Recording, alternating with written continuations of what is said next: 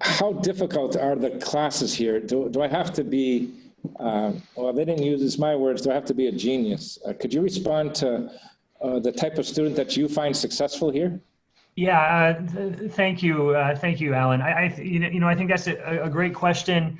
I know oftentimes having sat in on some of these panels over the years and talking to prospective students and their families, there's sort of this there's this concern sometimes that, oh, maybe I'm not good enough, or that maybe I don't have what it takes to be successful at MSSM.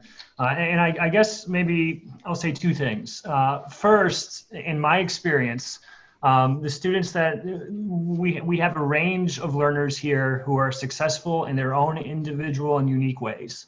And they go on to do remarkable kinds of things well beyond college. I had the privilege this past weekend of meeting up with a young lady who graduated from this school 5.5 years ago, and just phenomenal, doing phenomenal work in Washington, D.C. right now, in a field that I never would have expected 5 years ago. But for her, one of the things that she shared with me this past weekend is that MSSM's study habits and were influential in preparing her to be successful at college and later on in her career, even making reference to a prior instructor, Mr. Pete Peterson, about the way in which he had prepared students for exams and how that's something that stuck with them. We certainly have students that go on to Ivy League schools. We have students that go on to state universities. We have students that ultimately choose to pursue more unconventional tracks. And what I want to say is that so many of them they're successful. Will it be the case that some students are going to struggle more in some classes versus others? Sure. But I think the thing that ties all the students together here at the school, so far as I'm concerned, is an inquisitiveness and a desire to learn. And a willingness to put effort and work forward. And if students are willing to do that, I believe quite strongly that we will work with them and they will come out the other side of MSSM in 2 to 3 or 4 years successfully. Is it certainly the case that different students have different talents? Absolutely.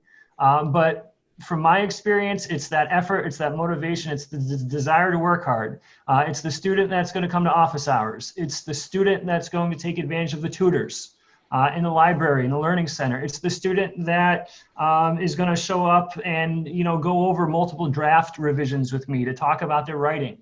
I had a young man last week talk to me multiple times about a paper that he just submitted, and to see where that paper started and where it ended up was really rewarding for me. So I think, certainly we have an an application process that looks to discern whether or not students are a good fit. But I don't think anyone should start off by saying themselves, oh, that's the school for the super smart kids. I don't belong there. I think our admissions team, Mr. Whittemore over the years has done an excellent job in identifying students, especially some students who maybe for one reason or another might not have identified this school as perhaps a place for them, but when they get here, they are successful. So, if you have any concerns or feelings like maybe you don't think you have what's going to cut it, ask the questions, have conversations. Share your concerns, and everything here is about individualization.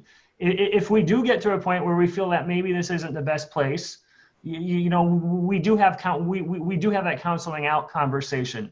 But that's something that happens at the end of a long process of student support and meetings, and utilizing our educational services assistants in the learning center and things like that. So, again, I think the most important piece to success here is a student that is inquisitive, that wants to learn, and that's willing to work. I think if those 3 things are in place, we can work with that. And in my experience, students have gone on to do quite well for themselves.